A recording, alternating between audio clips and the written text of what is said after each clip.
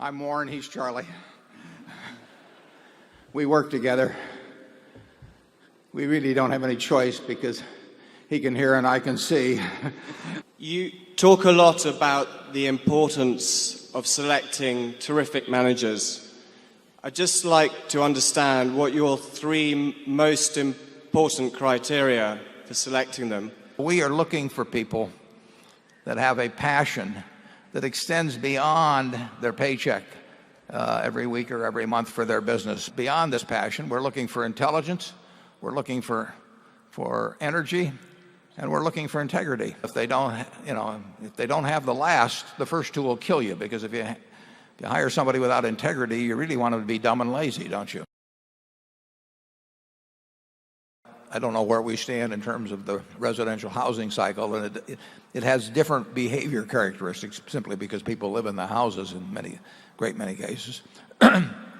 So will not behave necessarily the same as other markets. But when you get prices increasing at far, far greater rates than construction costs or inflationary factors,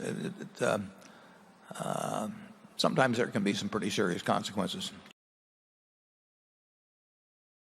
We probably worry more about the downside than just about any manager you can find, and collectively, it's Armageddon around here every day. But that's, we care about that. We've never used a lot of borrowed money. Back when I started out, I mean, I had $10,000, but I just didn't want to borrow any significant amount of money. There's no reason to. We're living fine. We were living fine when I had $10,000, and the idea that you risk what you need and is important to you for something that you don't need and is unimportant is just craziness. And we try to run Berkshire that way. It takes the interests of parents, and frankly, it takes the interests of the well-to-do in the school system to keep a first-class school system. I've said that to some extent, a good public school system is a lot like virginity. It can be preserved but not restored. What has been the single best investment of your careers? Probably in terms of what it's done already and where it's going to go over time, probably the single best investment was the first half of GEICO, which we purchased for $40 million. Now, the second half cost us $2 billion. I'm glad I didn't buy it in thirds. Now, the search expenses that brought us Ajit Jain, now there was an investment that really paid a dividend. I can think of no higher return investment that we've ever made that was better than that one. And I think that's a good life lesson. In other words, getting the right people into your system can frequently be more important than anything else.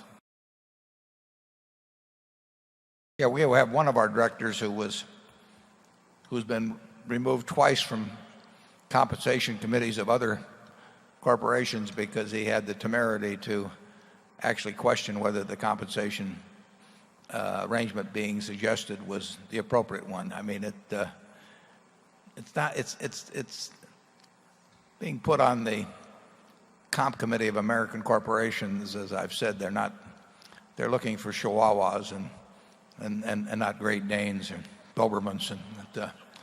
Yeah. And I hope I'm not insulting any of my friends that are on comp committees.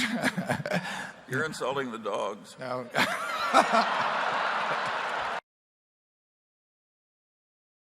One of the interesting things about investment is that there's no degree of difficulty factor. I mean, if you're going to go diving in the Olympics and try and win a gold medal, you get paid more in effect for certain kinds of dives than others because they're more difficult and they properly adjust for that factor. But in terms of investing, there is no degree of difficulty. If something is staring you right in the face and the easiest decision in the world, the payoff can be huge. And we get paid not for jumping over 7-foot bars, but for stepping over 1-foot bars. And what advice would you give a younger person if they wanted to invest in the stock market? And you start young and you read a lot, you're going to do well. I mean, there are no there are no secrets in this business that only the priesthood knows. I mean, we do not go into temples and look at tablets that are only available to those who have passed earlier tests or anything. It's all out there in black and white. It's a simple business. It requires qualities of temperament way more than it requires qualities of intellect. I mean, if you've got more than 125 IQ, you can throw away the rest of the points or give them to your other members of the family or do something, because you don't